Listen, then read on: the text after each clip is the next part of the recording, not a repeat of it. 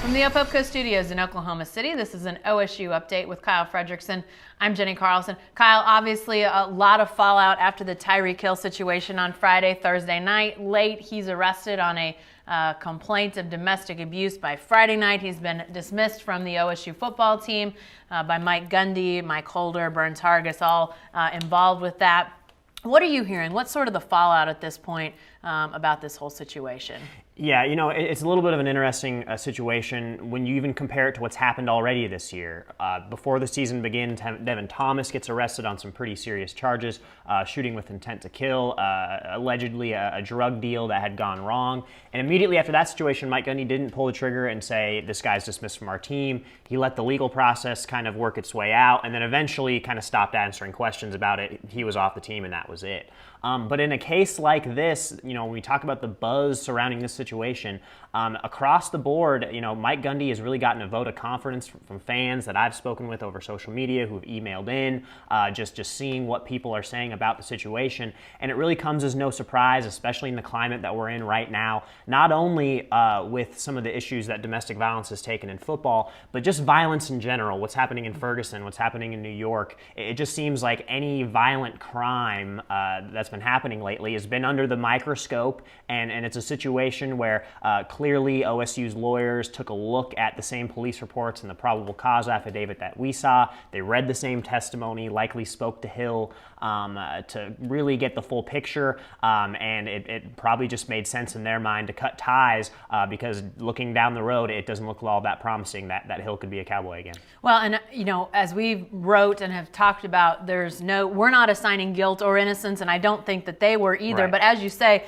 you look at those reports, and then I'm sure that there was some more talking to people behind the scenes to get an even clearer picture, and they felt compelled to say, we're just not comfortable having him around anymore. Right, and that's, it's important to remember, the next time that Tyreek Hill will appear before a judge will be on January 13th. It's likely when he'll enter a plea.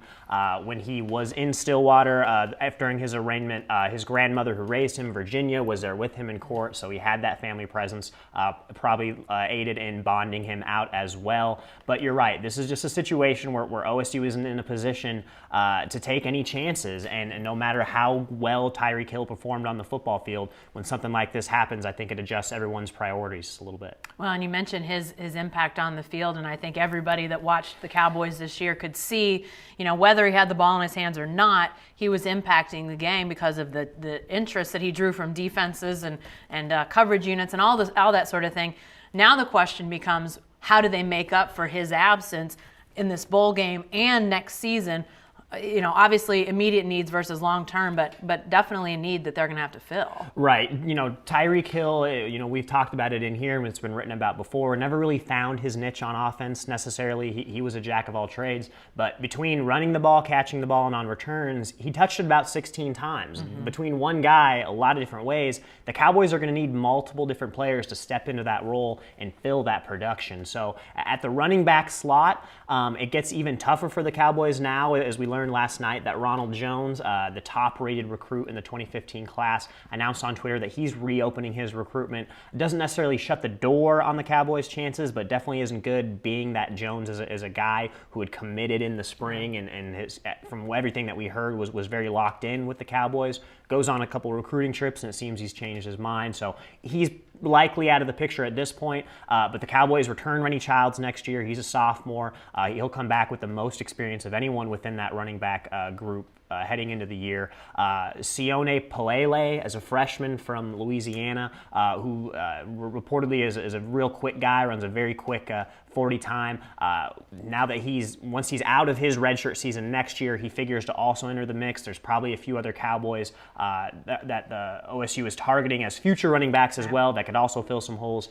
And in the kick return game, it'll be interesting what they do in the bowl game. Hill was their guy back there. He obviously had all the success. A couple guys you might want to look out for. Brandon Shepard, Yep. He's displayed a lot of straight line speed and returned 1 punt this year. And even a guy like Jordan Stearns could come in from the defensive side of the ball. He's showed some quickness, played running back in high school, kind of showed that vision as well. So a lot of different positions shaken up by the loss of one guy, and clearly it's going to be a tough task for the Cowboys to not only replace his production, but what Hill brought on the field as well. All right, thanks, Kyle. Sure, stay with the best coverage team anywhere at newsok.com and every day in the Oklahoman.